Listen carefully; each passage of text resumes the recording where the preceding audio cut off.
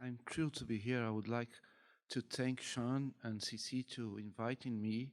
I'm thrilled to have been able to see Professor Saitovic, who I have known the books for some time, and it's the first time I see you personally. And also the presentations I've seen up to now have been thrilling, so I hope you will enjoy the material I'm going to show you. I'm going to read the presentation because I'm Brazilian and the risk of improvising in English is too strong.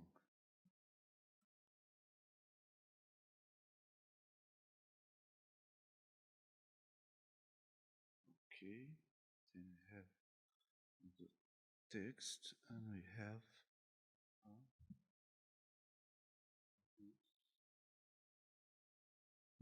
which, yes. Uh,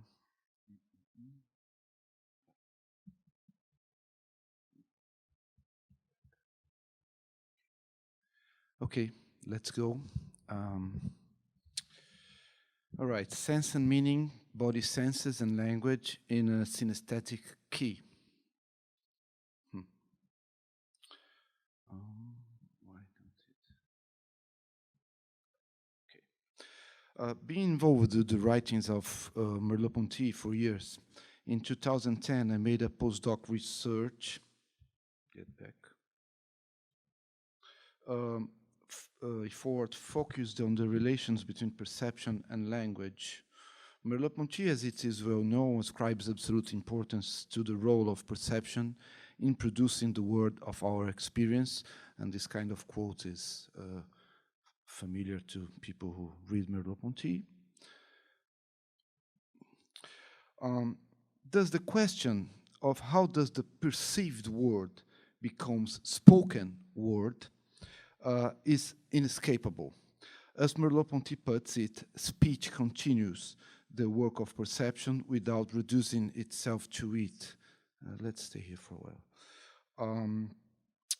They say that emerged from this one-year research tries to summarize both a way of thinking about and a way of talking about the relations among perception, body, gestures, language, and sense, and contains several insights which since then referenced my work as a teacher and researcher.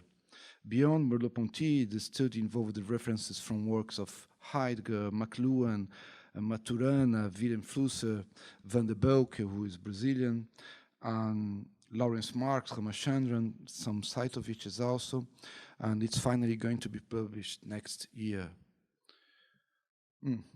In August 2015, I was assigned a discipline named Fundamentals of Body Communication for undergraduate students, with no time to prepare a syllabus for that very same week. I started from my own research, and this gave me some weeks to search for other materials and teaching strategies. Overall, what I wanted is the students to experience some of the notions proposed.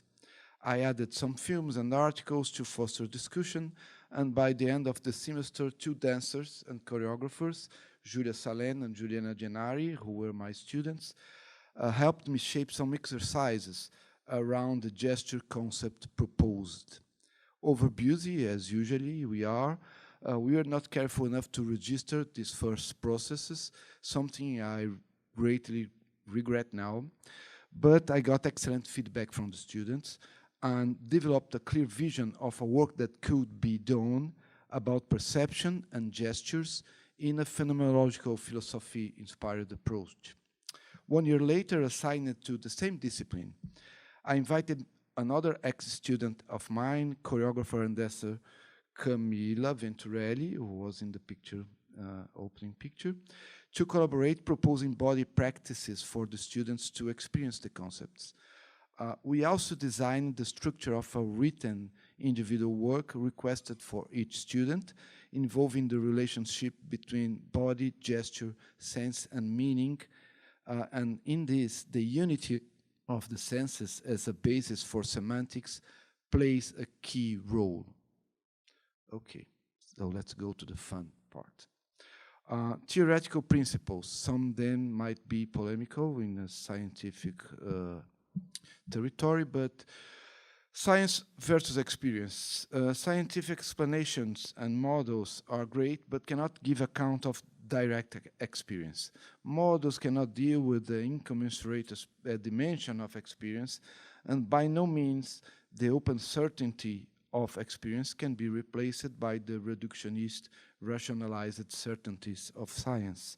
And by the way, one of the most inspired passages of Richard Saitovich's book about the moment when his patient is afraid of getting into the machine and be measured is just about this.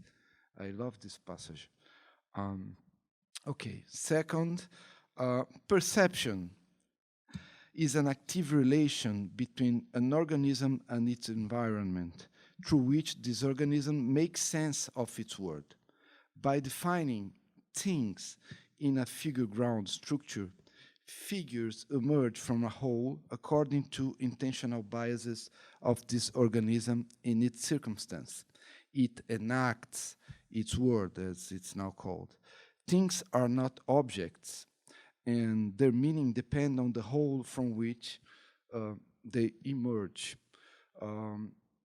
That which we refer to as world in which we experience living is an intersubjective agreement. We name that reality. Okay.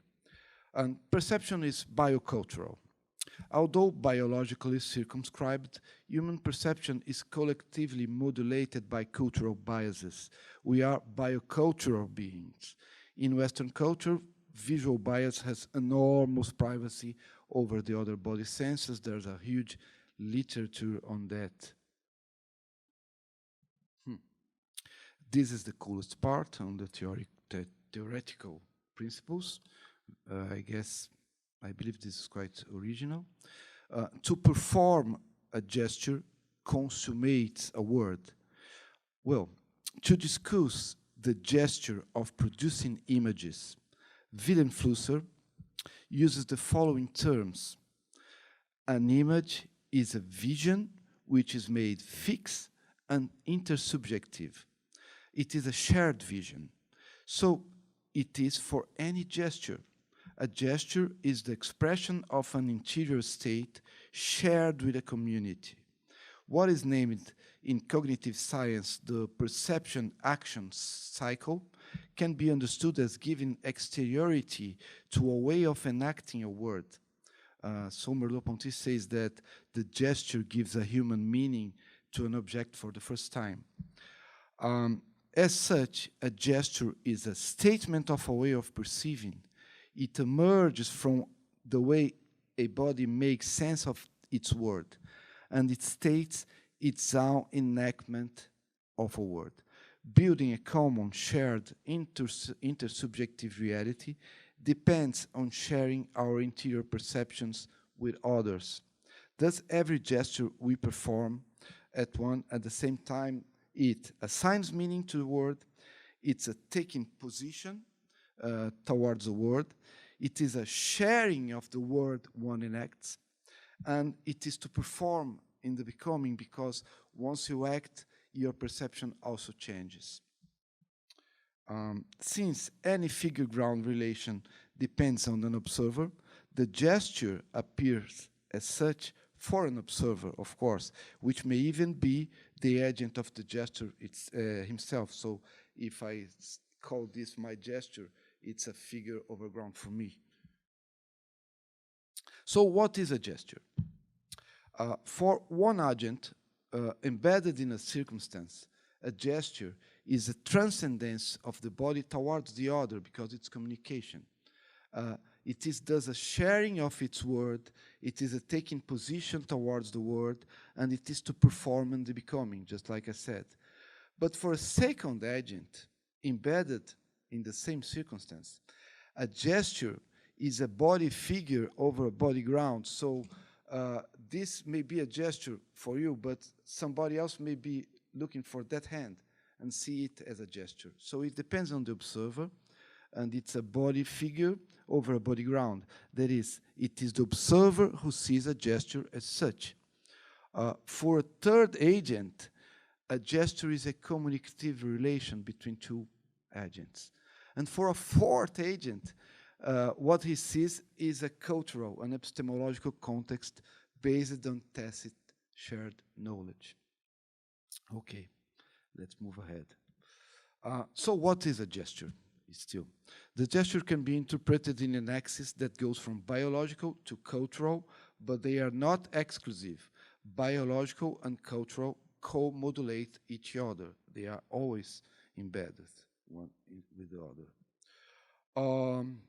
So, towards Rudroff's Corporeal Semantics, which is an amazing book.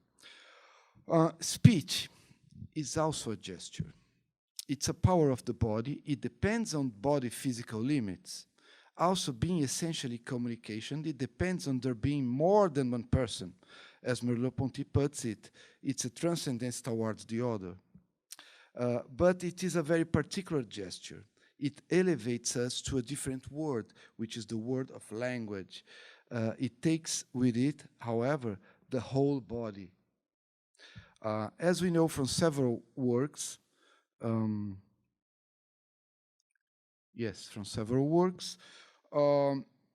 Marx, Ramachandran, and Hubbard and others, there are iconic relations between perceived things and language. Everybody knows Taquete, Maluma, and Kiki Booba effects here. Marx has brilliantly written about common dimensions of the senses, Saitovich just quoted this, and also there's a recognized relation between music and dance, etc. Okay. So, thus, according to Horst Rudroff's semiotics in his fascinating book Semantics and the Body, meaning emerges from all body senses in a combination of what he names heterosemiotics and intersemiotic processes. Each word has its meaning defined by its appropriation by each of the body senses, heterosemiotics, and by the interplay of the senses, intersemiotic. Meaning emerges from the way a biocultural body elevates itself to the transcendence of language without ever losing its cardinal dimension. So let's go to the way we worked it with the students. It's not possible to summarize here the subtleties involved in this approach to the relations between perception, gesture, and language. To experience the notions briefly presented, and to be able to strengthen students' abilities of observing their own gestures and the gestures of others, a series of practices have been proposed. First, body exercise in which students should propose gestures, observe gestures in the body of others, interpret the gestures, using, for example, frames. These are Camila's pictures, amazing pictures, especially they are looking for, this one is a great picture. So also using card games that involve the relation between perception and language, observing their own gestures and proposing pseudo words in the Kiki Booba style that could name them. So we have these amazing known words which were created naming the gestures in classroom. Finally, an individual work has been requested in which students should, departing from the proposed definition of gesture above, describe and name their own gestures as follows. Along the duration of the course, departing from the theoretical framework proposed, observe your own daily gestures, register them, body, figure over body ground, and select 10 and assemble a glossary in this way. You have an exterior, you have a picture above, you create a name for it, you make the most possible description of the gesture, there's a D missing, and then you make an inside description of the gesture, first physically, the tensions, the muscles, what's going on inside your body, and an affective description, the feelings that you have when you do that gesture. Then create a line that represents it, like a Kiki Booba line, and assign a color to it. So these are a few examples of the examples. This is Bupu and T. and the line and the color. It's in Portuguese, there's no time to translate it all. Or then I think it's Tava, and the other is Amma, I guess. And the works are really fascinating. So let's go ahead. Conclusions. Early conclusions. It's not clear yet where this process is going to take my understanding of the relations between body, perception, and language. The scope of both the theoretical framework and the experiential conclusions not only surpasses the time we have here, but it is still to be more formalized. However, it is clear to me that it opens amazing windows to interpret semantics in terms of its body groundings. Thus, there's another gesture axis one can envision from the carnality of the body to the transcendence of language. So this is very biological, but this is very cultural, and you have the verbal and on point, the body in the other, and the gestures just in the middle of this.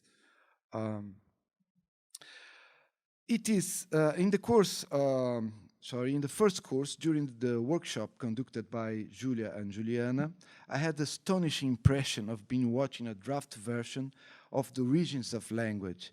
Gestures sharing perceived things, which become intersubjective things, and thus intersubjective gestures, thus language, thus culture. It was very impressive. And in the second semester, through the proposition of this kind of personal small glossary of one's own gestures, we observed the exceptional engagement of students and strong enhancement of the perception of oneself, one's own gestures, and the ability to notice and observe and ascribe meaning to minimum gestures of colleagues. The proposed methodology of the glossary, although it's still very tentative, was simple enough for the student to engage in this observation of her own gestures, and at the same time allowed a way to circumscribe a multisensory dimension to one's body powers to communicate its word to others by connecting senses, body, inner feelings, abstract forms, and pseudo words, which would name each gesture one observes. The methodology was replicated at postgraduate levels also in a theater school, but the glossary has been reduced to 5 gestures only. The results, however, were equally surprising and an engagement of students equally intense. In all cases, students reported strong enhancement of the perception of themselves and the communicative powers of their bodies. Well, it remains a challenge for the next years to continue this work, looking for strategies to improve the methodology, improve the documentation of process, without losing its deeply experiential character, and then develop new ways of interpreting such results in terms of a theory of the relations between gesture and meaning in a synesthetic key. That's it. And these were the last group of students we worked with. Thank you.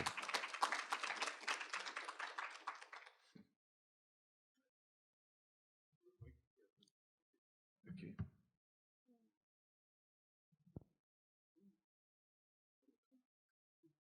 I think we do have at least a little bit of, did I just throw in the mic?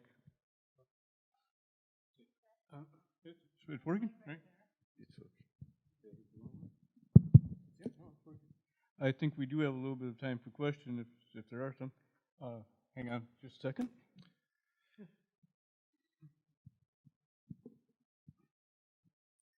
Need pictures? Can you send it to me? Thank you. Hi, thank you for such a fascinating Thank you. presentation of such an innovative course that you devised. I have so many questions, but one of them, I guess, is what were the kind of parameters you gave to the students for performing the gestures, and also at each stage of the kind of translation into a different modality? Were there like parameters that you gave the students? The whole process is still very open. So what I wanted was them to get in touch with their own ways of making meaning of gestures, and also to devise the gestures, because you see, I'm talking to you, and you may see this as a gesture, but maybe Anton is looking to me and he's seeing this as a gesture. So it depends on the way you look at it and the way the observer describes the phenomena, just like Humberto Maturana used to say. So I wanted to enhance this attention to the question of gestures and work in this territory between biological and cultural, in a way that we have semantics that is both focused, because we are trying to build this universe of multisensory associations that create meaning according to Rudroff, and not to make that a kind of database correspondence that this gesture means this, then this means that. No, it's a more open semantics, because semantics is contextual dependent. And because Rudroff offers that semantics grounded on the body,